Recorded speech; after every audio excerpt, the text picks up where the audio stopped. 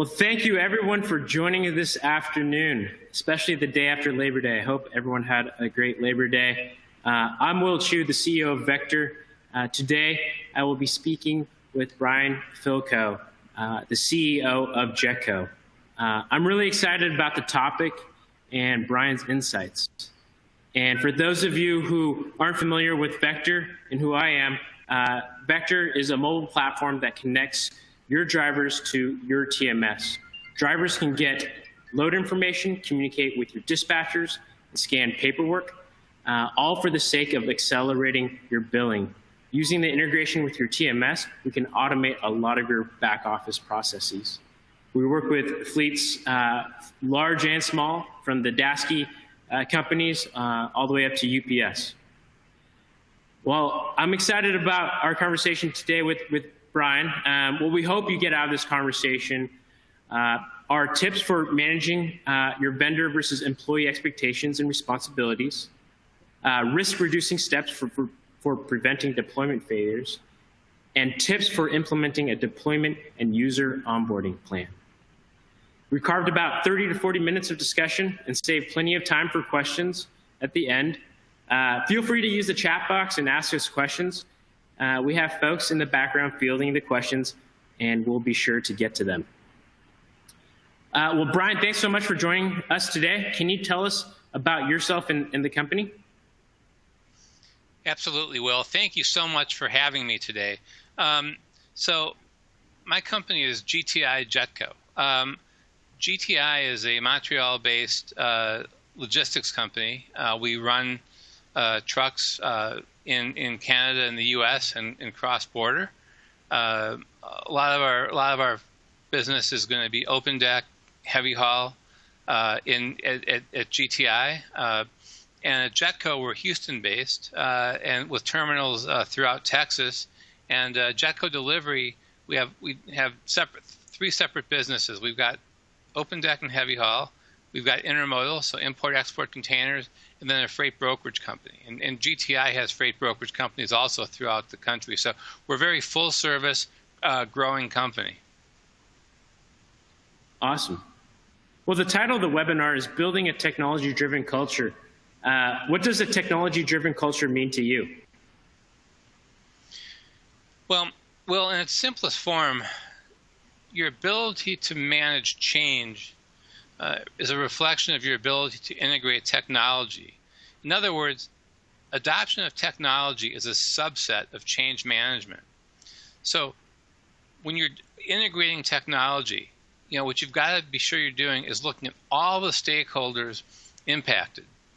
On this slide, I show you've got the C-suite, right? You've got managers, you've got your front lines, you've got clients, outside stakeholders, your accounting firm, you've got, and if we're talking about safety technology, you've got your regulatory authorities. So you've got to, as you adopt technology, you've got to consider not just your own idiosyncratic needs, but the broader needs in order to ensure a successful adoption. Got it. Yeah, when I stop to think about the technology we use here at Vector, and we're a startup, it's pretty overwhelming. Across the entire company, we are using dozens of different subscriptions. Brian, could you give us an overview of the various tech powering your business? Yeah, as I was preparing for this presentation, Will, I thought to myself, well, yes, we use technology, but not a lot. And I also know people think the trucking is a lot simpler than it really is. But I listed out the various technology tools that we've got deployed today, from artificial intelligence to cameras in our trucks, to a robust TMS system, to Dome software. The Dome, rides over all of our systems in order to give us reporting that used to be manual. Now we get, like clockwork every morning or every night. Obviously, the Microsoft suite, gosh knows, in this day and age, Zoom and GoToMeeting, benefits technology, GPS technology. It's transformed our business. But when you think about it, the tools I've got up here are no different than what a lot of companies have. So it's a huge part of our business, and it's transformed our businesses, even if there's times that we don't realize it. Will, I think back to a story. We put GPS in our trucks in 2008. So the law came into effect in 2017. We've had it for a long time. But before GPS, I remember we had a customer call. They had wanted us to deliver a load. They hired us to deliver a load to Alamo, Texas. And Alamo, Texas is on the very, very southern tip of Texas. And the customer called and said, "We're really upset. Your driver's not there." And we called our driver, and the driver said, I am absolutely here." And we said, "Where are you?" And he said, "I'm at the Alamo in San Antonio." So, it's kind of one of those extreme examples. But, technology has eliminated so much room for error. It's tightened up communications. It's helped our drivers. It's helped our team, just compared to how things were done only 20 years ago. Yeah. Man, that's hilarious, and that's an awesome story. It wasn't funny then, but it's funny now. Yeah. I bet there was some scrambling going on. Oh, yeah. Well, when you think about all these deployments and all this technology, where have you realized the greatest ROI from these deployments?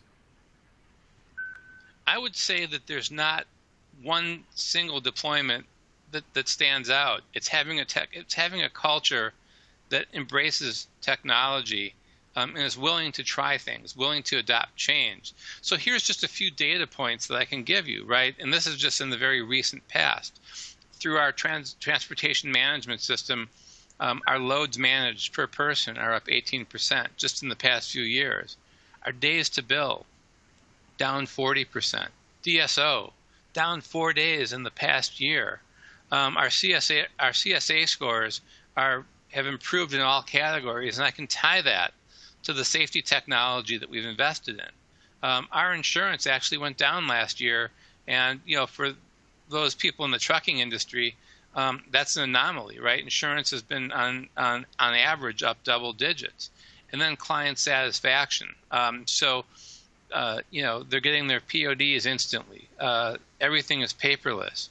And Will, it really, when you were introducing Vector before, I think that what you were talking about, and I might want to just learn a thing or two here, is getting your PODs fast and how you're using technology to accelerate cash flow, and especially in this day and age with COVID, cutting down the amount of paperwork, the amount of times we have to interact and sign things. I'd love to learn more about that. Yeah, that's something that we're very much laser focused on at Vector. Our mission is to help fleets accelerate their cash flow and eliminate a lot of the paperwork that goes along with billing and invoicing. And no one predicted this pandemic, but a big benefit to carriers and shippers is the elimination of paper. That's a surface area where coronavirus can be on. And not only that, when you're handing paperwork back and forth between people, you usually need to be in close physical proximity. So our mission very much before the pandemic was, how do we accelerate cash flow for carriers, and how do we allow them to work on higher level objectives and not be bogged down in sorting, which invoice goes with which POD, what happens when there's an OS&D claim. How do we enable the driver, without them really even knowing, become a biller? Once that POD is scanned and uploaded, that invoice can automatically go out to the customer. Yeah, and just that, let's just take that example for a minute. I mean, that's money in the bank. I mean, whether it's because your receivables are turning faster, you can measure that. But if you ask yourself, what's one of the customer's biggest complaints, at least in my experience, is where's the POD? Well, the driver has the POD, and the driver's over the road. And let me see if I can track him down or track her down. Well, now the POD is just in automatically. I mean, the customer is getting the POD 5-10 minutes or faster after the load delivers. I mean, That's valuable to the customer because you're saving them time, phone calls, keystrokes. The ROI, you may not be able to capture that ROI on a spreadsheet, but I can tell you, you can capture it by the amount of times they come back to you for repeat business because you're making their lives easier. You're doing more than delivering freight. The slide I've got up right now talks about how technology improves safety, and your clients recognize it. I'll tell a story that when I bought Jetco in 2006, I would talk to some clients about safety. Their eyes would sort of glaze over and say, "Get to the part about the price." Well, now we're being audited, by clients regularly. Their HSE people want to come in and see how what is our safety culture, our safety process. And technology is a huge part of it. It's a part of our value proposition. So being rewarded is great for your internal marketing, but it also drives pride among your employees. And the more your employees can kind of build that pride and see the value in what they're doing, the more they're going to own the technology. And that's why this has got to be such an internally focused, frontline driven exercise. I think we're ready for our first question. Yeah, let's get the audience involved. Will you have a poll question for everyone tuning in? How strongly do you agree or disagree with this statement? My most recent technology investment delivered a dramatic ROI in a reasonable amount of time. So we'll leave that up for 30 seconds and then we'll discuss the results.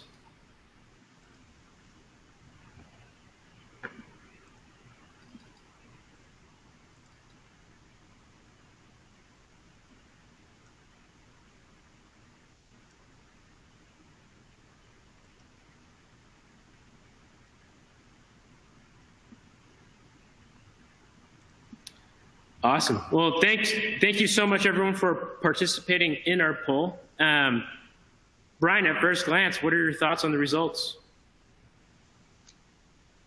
I think it's pretty good. I mean, if we look at the 70%, actually 70% exactly, either agreed or somewhat agreed that my most recent technology investment delivered a dramatic ROI. I think that's great because it tells me that people are going in with their eyes open. They know what they're doing and what they're measuring against.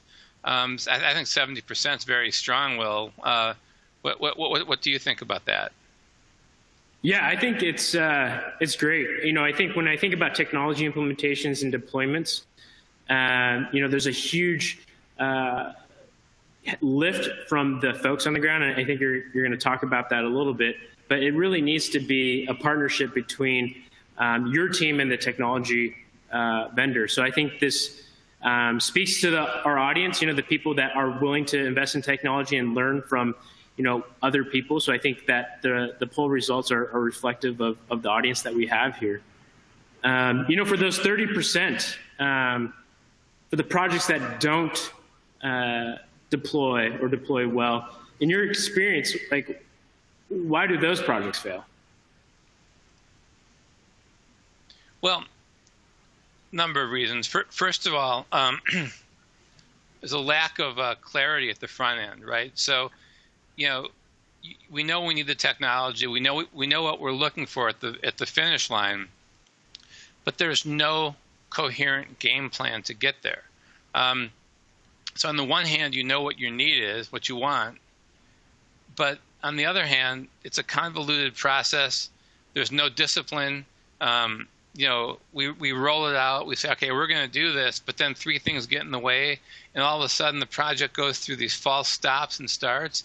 So there needs to be organizational clarity. There needs to be a commitment not to bite off too much, but what we do, we're going to do well, and we're going to do with focus.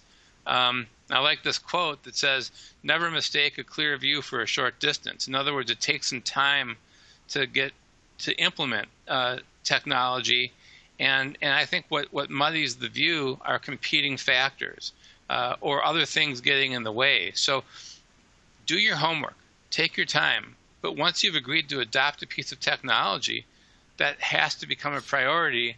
Otherwise, we're looking back 2 or 3 years and saying, well, whatever happened with that? oh, well, it's still out there. It's still on the drawing board. You lose the confidence of your people. You're promising something that you're not able to deliver. So we looked at the squiggly line. This is how technology integration has to be. There needs to be a start and end, a time frame. We've got somebody in our company that uses Gantt charts. And I mean, literally every single week is you have objectives. And if you don't meet the objective, why not? And then we push it into the following week.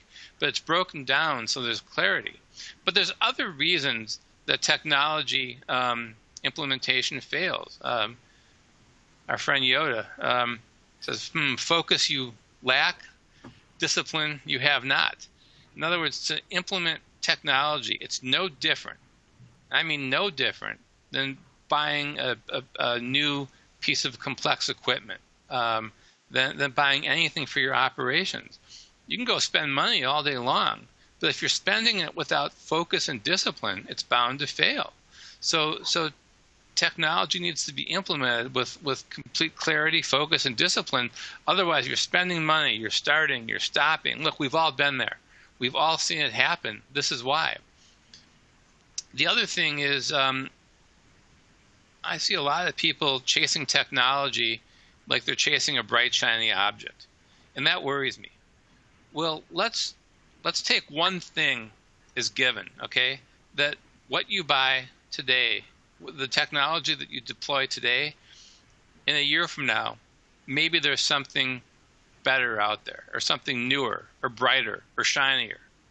So does that mean you wait a year to deploy, or do you look at what you've got now, what's available now?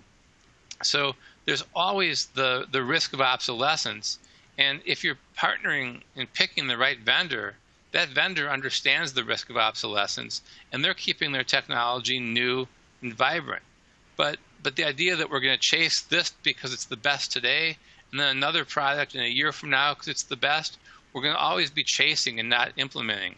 You're better off focusing like a laser beam on what you need today, picking vendors that you know you can grow with, vendors that will make the investment in today and tomorrow, and then not worry about what you don't know that's going to hit the market this year or next year.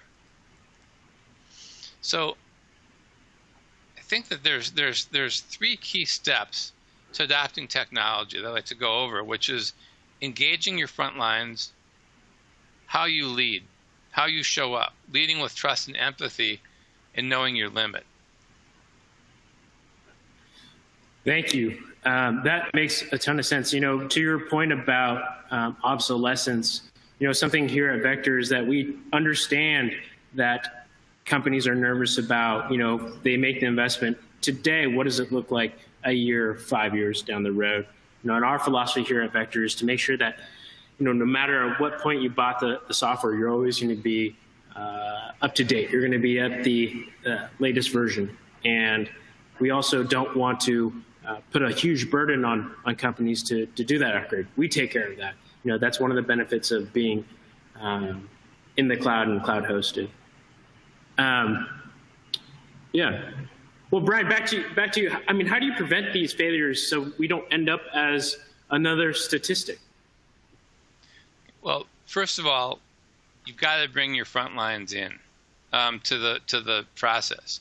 So if you're going to put in frontline facing technology, now this technology may affect the front lines in your operations. It may affect the front lines in finance or safety. Wherever it is, you've got to bring them in. Now, it doesn't necessarily mean you have to bring them in on day one, but I've had the most luck and the most success if I've got 2 or 3 solutions that I'm willing and excited to adopt. I need to pick one. I'm going to bring in the people who are actually going to use the solutions. I'm going to bring them in and get their opinion, because the more they're included, the more they're likely to support. People who are sitting on the sidelines and excluded and having decisions made around them are more likely to oppose. So it's absolutely critical to get your front lines in as early as possible. And when I say front lines, I mean those users that are going to be actually living with the technology that you're adopting. I love this quote. I think you started the presentation with a McKinsey quote. Well, I'll come back to you with one. It says, companies are no more successful at overhauling their performance and organizational health than they were 10 years ago.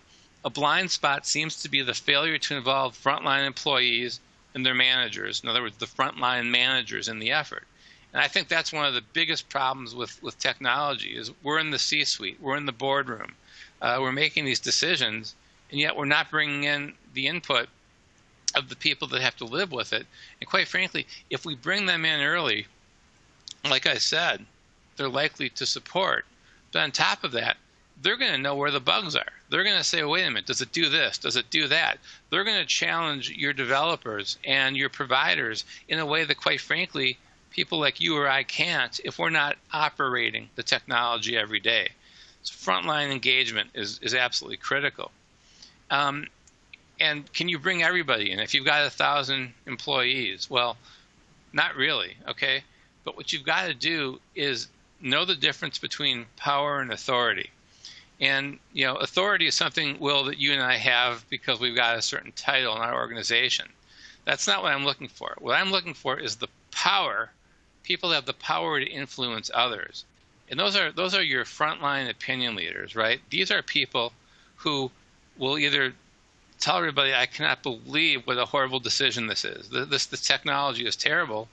Or people that have tried it out because you thought to bring them in, and they'll say, all right, you know what, this has some benefits. I'm seeing some benefits.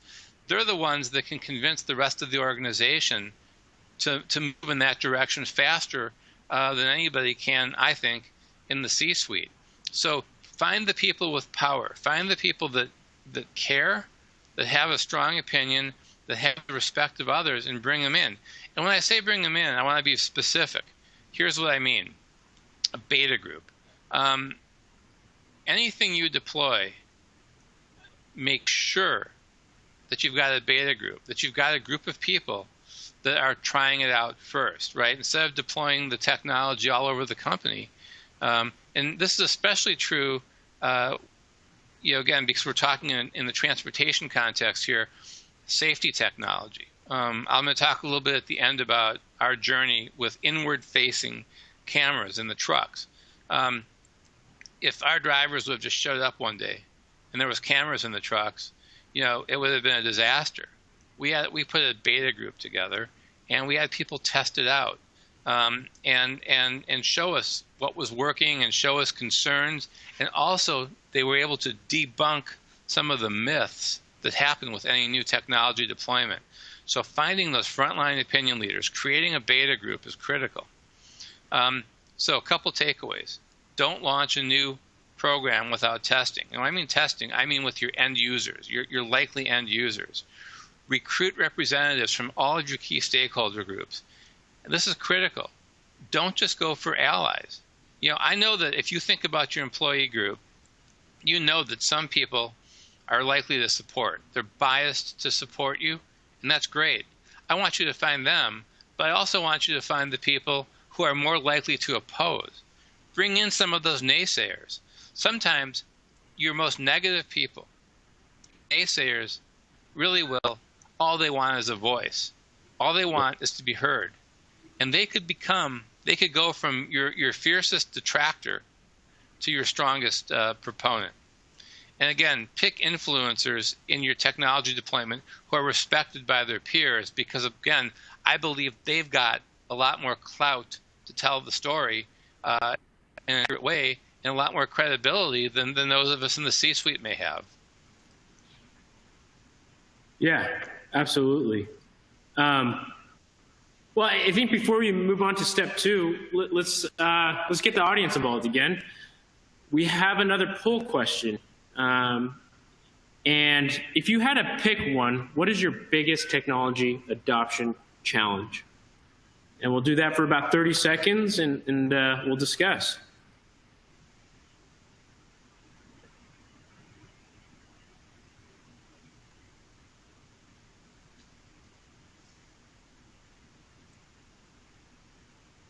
And Brian, while we wait for those people, in my conversations with fleets, a lot of times we are brought into conversations where we could tell we're meeting people that are going to be more of your detractors up front. And I think, in many ways, we're very glad to see them so early in the process rather than later, because I think our success is very much correlated with how early they are brought in and introduced to a new technology solution and ultimately a new process. Yes, because if somebody is a detractor, you don't write them off. You figure out why they're a detractor. And I really believe, just in my experience working with so many different great men and women who are doing frontline work, a lot of times, if you're not heard for years and years and years, let's think about it. If you're not heard and you don't have a voice that's respected, yeah, you know what? You're going to get negative pretty fast. And I think that's normal. So I think the more we can take a different approach and hear them out, the more we can facilitate support and adoption. So look what we have here. It's just what we're talking about. Your biggest technology adoption challenge, I mean, it's a landslide. Teams' resistance to change, right? And it's what we're talking about here today. I mean, it really confirms the thesis of why we're here. It confirms the thesis of why we're here today, because people get stuck on the change management part of technology, right? So that's why we talked about before how to lead and engage people in a way that enables change. And again, you're not going to bat 1,000. You're not going to win them all. That's okay. But if we take some of these early steps and proactive steps, we can take this 44.9% number and drive it way down, as long as we're willing to be disciplined in how we implement and how we integrate. Yep.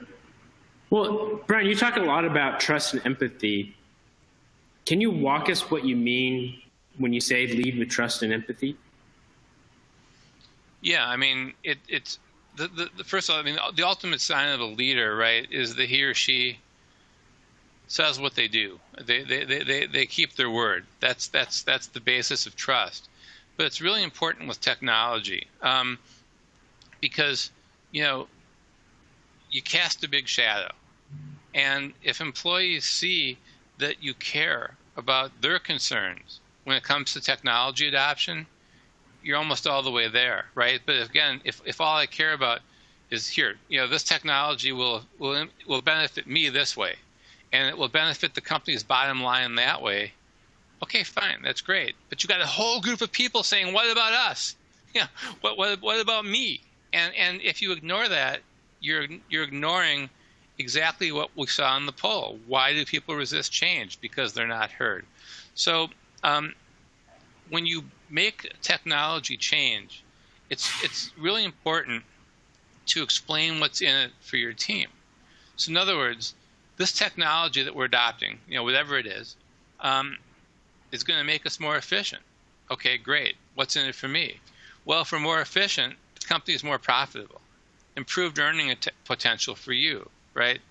Greater efficiency. What does that mean? Well, all those parts of the job that you hate, like digging through files, chasing paperwork, having to go make 100 phone calls for that one POD, gone. You can focus on stuff you like. Better job satisfaction, because you're not dealing with clients who are upset because you can't give them the paperwork they need when they need them. What's in it for them? Monetary, work satisfaction. It's all there, and it all contributes. And sometimes if you're doing something absolutely transformational, people are going to say, "What does this mean for my job? Are you replacing me with a computer?" And again, you've got to be transparent about that. But in most cases, what I've seen is it lets you work at a higher level. People are naturally resistant to change. A lot of people are. So it's up to you as the person responsible, as the leader for integrating change, to make sure that you're empathetic to your team, you're understanding the concerns, you're not sweeping those concerns under the rug. In fact, you're talking about them early on. And in most cases, if you keep your word, if you're transparent, people will tend to support you. But if you ignore this part, that's why we're all tripped up on, what do we have before, Will? 44% of our respondents said that was the hardest part about technology adoption. I use a phrase in our company, and I do some public speaking, I talk about the 3 T's, which is treatment, transparency, and trust. And I think it really applies with technology, right? Because treatment is just making sure that when you're making changes, especially ones that may appear to alter or threaten a person's job, you're treating them with dignity, and you're explaining what you're doing, why you're doing. Same with transparency, right? It's not, like I mentioned before, cameras in the trucks. It's not like you're going to show up one day and we mounted a camera in your truck. We were transparent about why we did it, and there was a process, and it was a driver-driven, driver-owned process. And like I said before, trust, do what you say. Don't overpromise, don't underpromise, and don't say, oh, this technology is nothing, it doesn't really impact you, if you know damn well that it might impact you. So as you're rolling out technology, I'm going to give you an example. We rolled out an important piece of technology in our company. And what we did is we put together small groups and explained the rollout in those small groups. It included drivers, office, sales, and we were very clear about explaining what we were doing. We weren't presumptuous. We let our team members guide us as to what their concerns were. There were absolutely there was no such thing as a bad question, because there's no such thing as a secret. So word was out about the technology, and there was a lot of fear and concern. So what we did again is we let our team guide us. Why are you concerned? Okay, here's what's really going on. Here's why you don't need to be concerned. We listened, and then we kind of repeated it back to you. Did I address your concern? Now, it might sound to you like this is too much hand-holding in the adoption process. Well, first of all, I can't tell you how much is too much. You know in your company what you need. I'm not trying to give you a certain amount you've got to do. I'm not trying to prescribe what you've got to do. I'm trying to paint a picture of what you've got to do conceptually in order to eliminate the barriers to adoption, fear of change. Well, on that note, let's do another poll question. Sounds good. Let's present this to the audience. What is your next major technology investment?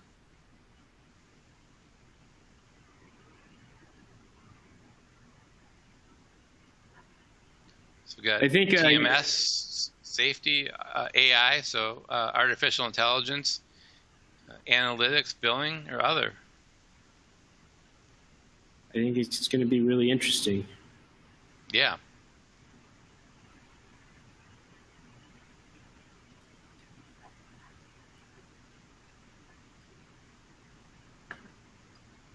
Wow. Look at that. Look at that. So AI and analytics those are somewhat tied, I think. They're not the same, but they're related. That's where we're going. Very interesting. Very interesting. I wonder, I'm curious to understand, what are the AI projects? Is it for, on one end of the spectrum, self-driving? Is it better load matching? I'm really curious. Yeah, I mean, cool. I'm wondering if, we've got some time at the end for Q&A. I sort of wonder if we can get some more insight on that and have a little more discussion, because I can tell you, like AI, we're doing things as basic right now with AI as, when payables come in, AI reads the payables, codes the payables.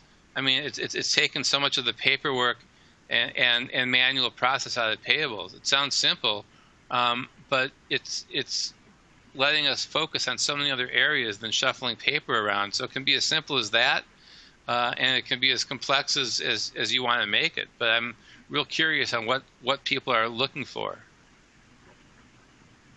Yeah. Well, absolutely. Yeah, go ahead. I was saying analytics, one of the things that we're really focused on is when you're dealing with safety and service, so much of what you're doing is in the rearview mirror. A ticket, an incident, a behavior-based safety issue. But you can use analytics and AI to actually predict who's more likely to have an accident. You can use it to predict and bucket who are your safest team members and who are the ones that are playing it too loose. You can use it in every aspect of your business. Yeah. Interesting. Well, this is great. Yeah, this is great. Well, it looks like we're on our third and final step. Going back to what you said about limits, what do you mean by knowing your limits? Well, I said before, Will, you can't win them all. Okay, so when you're embarking on fundamental change in your organization, there will be people working against you. There will be people that refuse to change, despite your best efforts. You can follow the advice I gave you in the earlier slides, and there are people you're not going to win over. And at that point, it's after coaching and effort, it's time to say goodbye, because if you don't, those people will hold you back. So when you're bringing on employees, new employees, and when you're grooming employees, you got to have employees that know how to live your company's values, right? What are you all about? And they've got to be technically excellent. Your best employees are where these two circles overlap. But if you get employees who don't embrace where you're going, because at the end of the day, I'm talking here about how to integrate change. I'm not talking about democracy. I'm not talking about, well, we're only going to do this if the majority of the people vote on the technology. No, you may adopt technology because you know it's the right thing to do, and you want to bring people with you. But there are some that are actively working against you. And if you can't bring them along, you've got a choice to make. I was at a previous company. I got there right as the company was engaging in a very significant turnaround after some pretty major problems. And the CEO brought his senior management team together and said, look, the ship is sailing in a new direction. 20% of you support it. You support me, and I appreciate it. You know where we're going. 60% of you are nervous. You're not so sure, and that's okay. My job is to win you over, and I will work 24/7 to win you over. 20% of you have made up your minds. You don't like where we're going. You're not interested. And let me tell you this. This will be the smoothest transition out of a company you've ever had. But make no mistake about it, you're out. Point being that you're not going to win everybody. Know your limits. And at some point, the people that don't go along with necessary change, even if they did a good job for the past period of time, if you can't bring them along, if you can't find a suitable role for them, it's a hard discussion, but they can't be there. Otherwise, they're going to hold you back and limit you from kind of achieving what your company needs to as the years go on. So a good case study is camera integration, right? I mean, like I mentioned before, in many companies, in many trucking companies, it's still really controversial, right?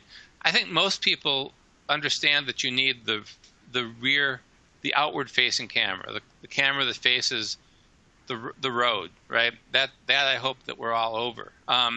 It's the inward-facing camera. Lots of controversy there.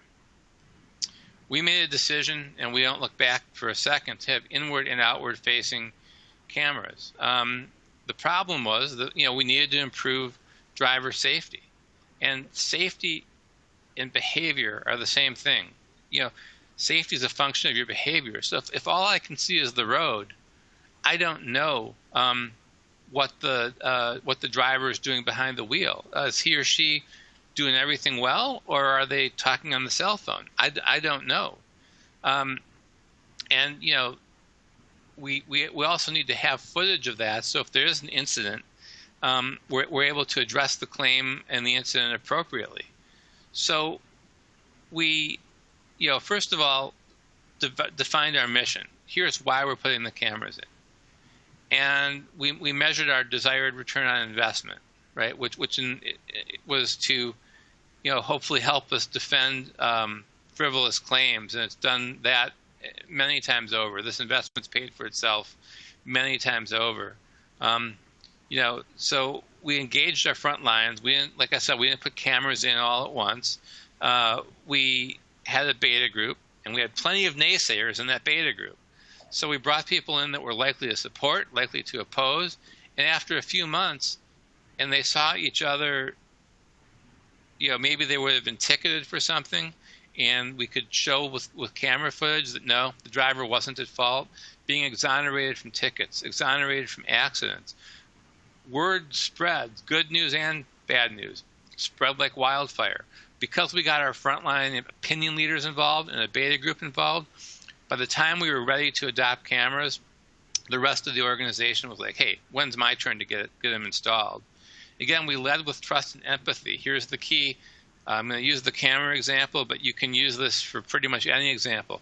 This was not to discipline. It was not to discipline. Now, obviously, if there was something extreme, yeah, okay, we've got to deal with that. But in most cases, we use the camera like a game film to review with our driver, coach, and say, all right, here's what went wrong. And the driver will look at the video, and generally he or she will coach themselves. Know your limit. Well, Will, I had 4 drivers that disappeared on me, and we found them, and they were having coffee together, trying to get the rest of our drivers to basically rebel and stop working until we pulled out the inward-facing cameras. So those drivers weren't coachable, and they weren't with us any longer, okay? I mean, at some point, you've got to know your limit. And then you measure the ROI again. Here's the investment we made. This was the return that we hoped to get. This is the return we got. And so, it was very disciplined. And I use this as a case study, Will, and an example, because it shows how all the things we talked about today, if you weave them together, we can overcome our fear of change. And we can implement change, therefore technology, faster. I'll leave you with this thought. I'll leave you with this thought too: is vision without action's a daydream. Action without vision's a nightmare. And it goes back to the camera slide, Will. You got to be purposeful and focused in what you're doing. Yeah, it's the combination of the two, the vision and action, and hopefully, if you have those, you're in a waking state. Well, thanks so much, Brian, for sharing those 3 steps. If the folks in the audience wanted to get in touch with you or learn more about how to operationalize these steps, how should people contact you? Sure. Here's all my information. LinkedIn is a great way. My email is brian@brianfielkow.com. And then my website for the personal speaking I do, for the personal work I do, is brianfielkow.com. But on the trucking side, GTI, the GTI group, and then jetcodelivery.com. So you get a hold of me a lot of different ways. All of my contact for GTI and Jetco are on the website, and I'm really be glad to kind of continue this discussion, both in the logistics and trucking arena, and also just in the general change management arena. Awesome. Well, that concludes our discussion. I think we have about 15 minutes. Love to open it up to questions from the audience. While we field questions for Brian, we just have one last question for the audience to help us gauge the value of information presented. If you could, just help us rate the webinar.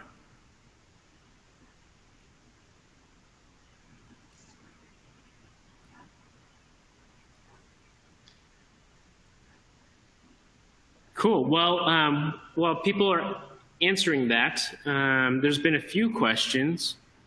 I can, Brian, if you're ready, I can ask you a few.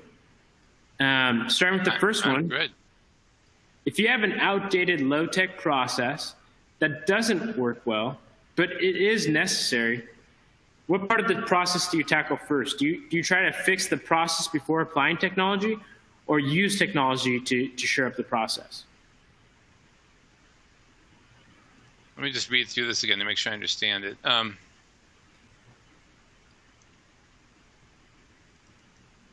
It's a hard one without specifics. I think it could go either way, depending on the situation. But if I'm going to overgeneralize, a lot of technology is a codification of your process. So in other words, in the ideal world, your technology, your TMS, for example, your operating system, is your process written into code. So, let's say we've got a process manual on how to book and dispatch, dangerous loads, like hazmat, right? Ideally, you would take those hazmat processes and turn them into code and incorporate them into your operating system. So that's the fun. That's basically my premise on technology investment is, does this technology let me codify my SOPs?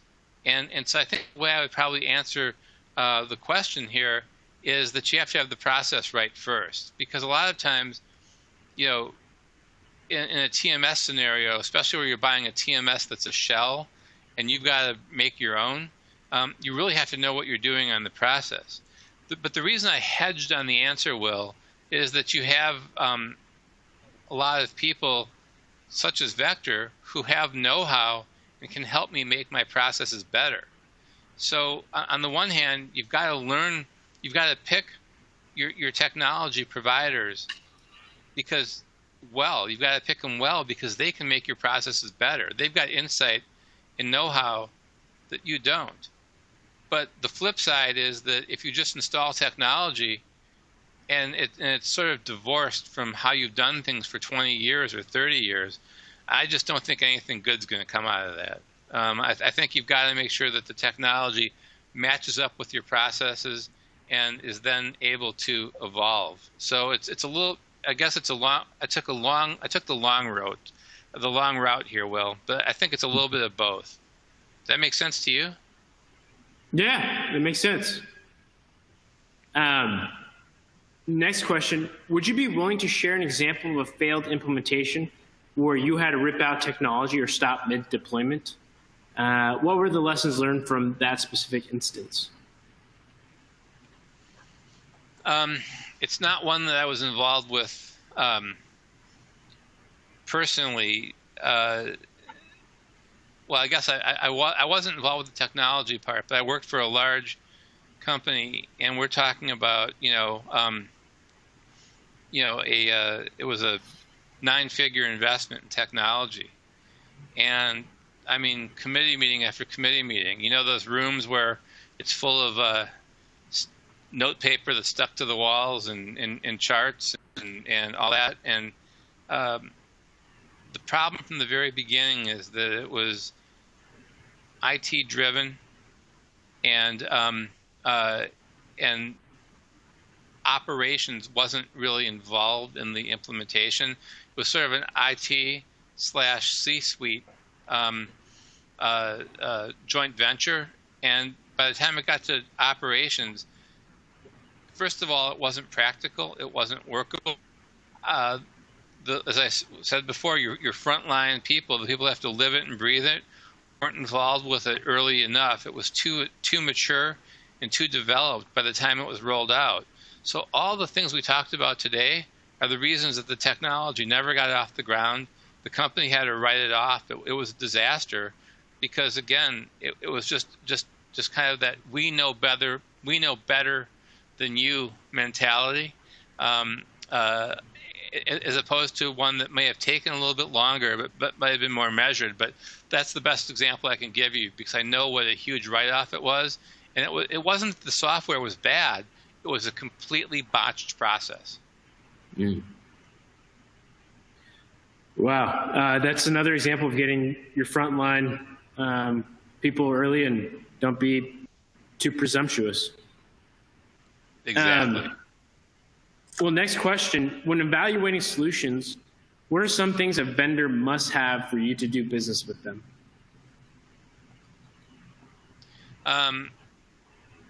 Experience in the industry, So there's a knowledge base. But what I look for is somebody that's here to stay. You know how I had that chart, that slide up before about bright shiny objects. Yeah. Well, if you saw my LinkedIn message account, I mean, I'm getting messages for software daily, many a day, and I just can't absorb all that, right? So I need people that know the business and that are going to protect me from obsolescence, because again, I know that next year there will be a brighter, shinier object, but I'm not going to be switching software vendors every year. I want somebody that I know has been there, has a proven record of adaptability, of keeping up, and that will be there. So to me, it's that longevity, the willingness to continually invest in and improve their product, and to make sure that it's a long-term play. And then the other thing I look for in a vendor is somebody that's not selling a product where you install it, then they go away. I'm looking for somebody that will devote the time that I need, whatever that may be, to implementation and integration. Not here's the 800 number, give them a call. So I need somebody that's going to take care of my frontline users the way I want them to be taken care of, because that's a critical part of the implementation process. Perfect. I think that answers another question around the audience had with regards to flexibility, and how much flexibility do you have with your vendors to support your needs? I think you spoke to that as well. What are some technologies that Jetco plans to implement in the next 6 months? Well, a couple things. First of all, our brokerage. We have several freight brokerage companies inside of the GTI group. We're going to roll those into one platform that will give our customers unparalleled transparency on loads handled, by third-party carriers. So what we're really going to do is focus on tightening the gap, sometimes the information gap that can happen when you're dealing with third-party carriers. That's one big one. The next big one is AI. For us, it's just like we saw on the poll that AI and analytics won that election by a landslide. That's where we're focused too, is AI and analytics, is to use technology less as something in the rearview mirror and more as a leading indicator. To use AI to tell us more about what's going to happen, more using technology to predict. So I would say AI, analytics, and then a pretty major roll up on our brokerage company will keep us busy into 2021. Got it. And it sounds like with analytics and AI, it's really under the context of safety. It's really to predict what's going to happen potentially next. Would I be correct in saying that?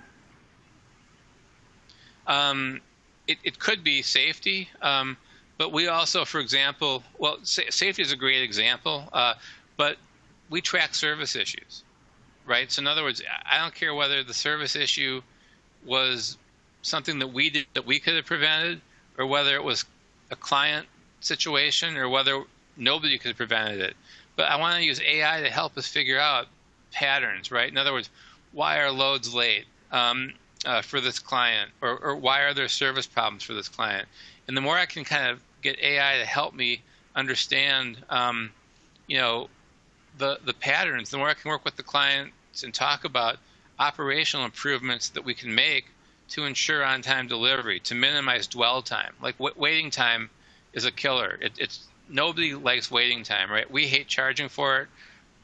We make money running trucks, not sitting at docks. So, we're using analytics for that. So yeah, safety is a big part of it, but operational efficiency, excellence, and customer service are all squarely on the radar screen as we implement and refine AI in our company. Got it. Well, one last question. It's a big one. Where do you see the biggest technological advances in the shipping or trucking industry coming up in the next 3 years?